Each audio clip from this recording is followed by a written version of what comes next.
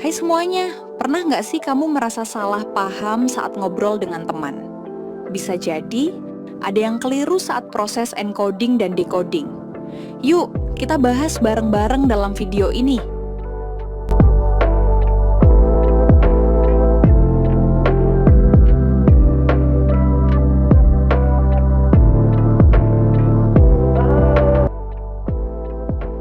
Kehidupan sehari-hari, kita terus berkomunikasi.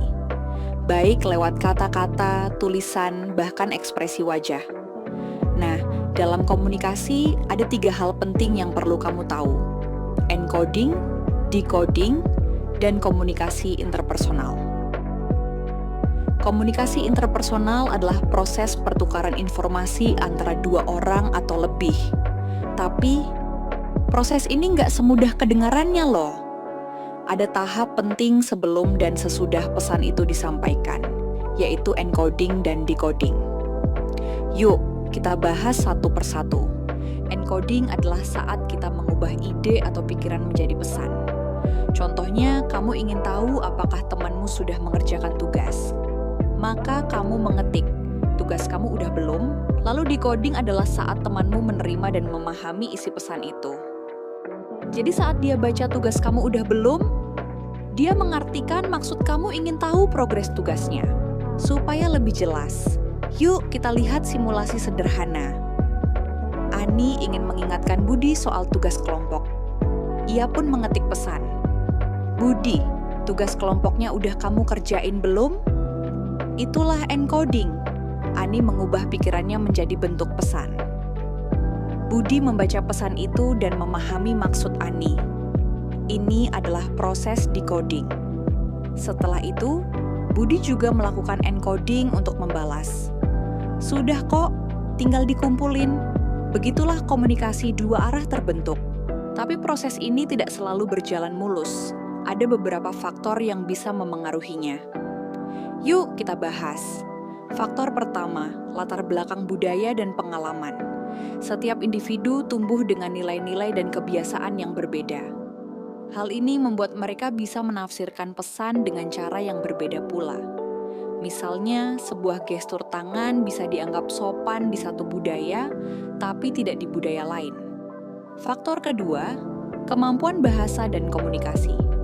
Seseorang yang kesulitan menyusun kata-kata atau tidak menguasai bahasa yang digunakan, bisa gagal menyampaikan maksudnya. Demikian pula, penerima bisa salah paham jika tidak memahami istilah atau kalimat yang digunakan. Faktor ketiga, emosi dan perasaan individu. Ketika seseorang sedang marah, sedih, atau stres, ia bisa saja menafsirkan pesan secara negatif, meskipun maksud aslinya netral. Faktor keempat, konteks dan situasi komunikasi. Apakah percakapan terjadi di tempat tenang atau bising? Dalam suasana santai atau tegang?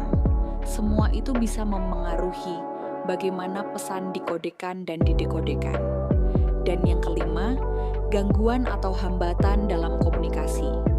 Seperti suara bising, sinyal buruk, atau bahkan distraksi mental seperti kecemasan. Semua ini bisa mengacaukan proses penyampaian pesan. Kalau proses encoding dan decoding berjalan lancar, komunikasi akan menjadi efektif. Pesan dapat dipahami dengan jelas, dan kedua pihak merasa didengar dan dimengerti. Sebaliknya, jika proses ini terganggu, maka bisa muncul kesalahpahaman.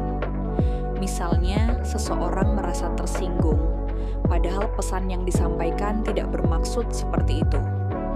Jika dibiarkan, kesalahpahaman ini bisa berkembang menjadi konflik atau bahkan merusak hubungan antar individu. Komunikasi yang efektif bukan hanya soal menghindari salah paham, tapi juga menjadi fondasi dari hubungan yang sehat, baik dalam keluarga, pertemanan, maupun lingkungan kerja.